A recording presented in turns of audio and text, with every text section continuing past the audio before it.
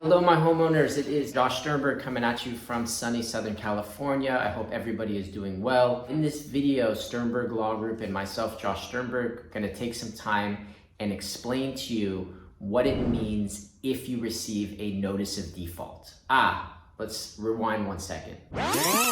Everything in this video only relates to California notice of default. If you're watching this video and your property is not in California, this does not relate to you.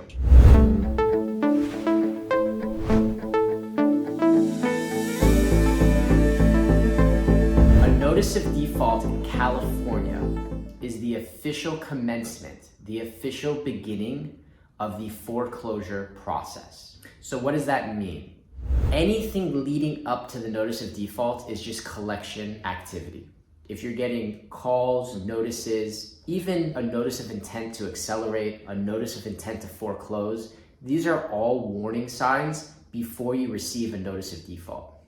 If you receive a notice of default, it's very serious because once the foreclosure starts, the only way to stop the foreclosure process is to cure the underlying default. In a few moments, we'll talk about what that means. So, a notice of default comes in certified mail in block letters, and you often receive several copies of them to your house. If there's a letter that comes to you that says notice of default, oftentimes it's not the actual notice of default, it's just somebody giving you notice that you are in default. So be sure that you're reading these documents closely and pay attention to whether or not the document has been recorded with the county.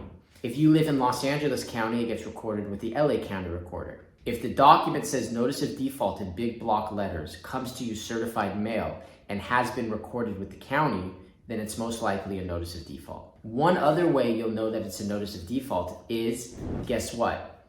A lot of people will start calling you and a lot of people will start knocking on your door.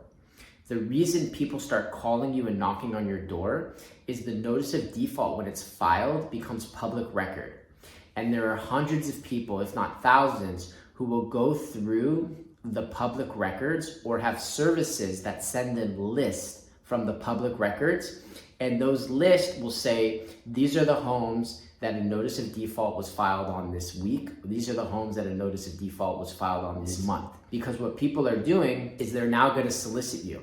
You're now somebody who has sort of waved to the entire world, because it's public record, I'm in trouble, I'm at risk of foreclosure. So people who are real estate agents, mortgage brokers, investors, house flippers, sometimes unscrupulous people as well, so please be aware of that, will all know that your house is at risk of foreclosure because a notice of default has been filed, and they will start calling you, knocking on your door, trying to assist you, in their eyes, trying to drum up some personal business for themselves because you've now become a very good candidate for their business. Even our office from time to time will send mailers to a notice of default list. So you may have seen one of our mailers if you're in California. It's got my face on it and it says, hey, you're in default, this is what we can do for you. We're Sternberg Law Group, check us out, we're happy to help. We don't get much more aggressive than sending a mailer and wait to see if people are gonna call us. So now let's talk about the legal understanding or the legal ramifications of the notice of default. In California, when a notice of default is filed, by law, you have 90 days to cure your default. If the notice of default is filed because you're behind on your mortgage, let's say $50,000, you have 90 days to cure the $50,000. 90 days is actually a pretty decent amount of time. It's my understanding that other states have much shorter timelines. California, being a very consumer-friendly state, has a 90-day period. However, once the 90 days ends, it doesn't mean your house is necessarily lost to foreclosure.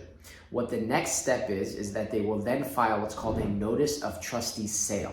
So after the notice of default expires, so you have 90 days, nothing is done to cure your default, or you don't cure your default, they can then set what's called a notice of trustee sale. The notice of trustee sale is typically has to be at least 3 weeks because there's 3-week requirement of publishing. So we always tell our clients, expect it between 21 and 30 days after your notice of default is filed. You might find in California, it takes 111 days to foreclose on a property. The way they come up with that math is it's 90 days of the notice of default, 21 days of the notice of sale, combined is 111 days. When we talk to our clients, we always tell them, expect about 4 months to be foreclosed on. So again, 4 months, a little bit scary, but 4 months also gives you time to get money together, work on a refinance, sell your property, contact a law firm and try to get help with a loan modification, contact a law firm and try to get help with a bankruptcy.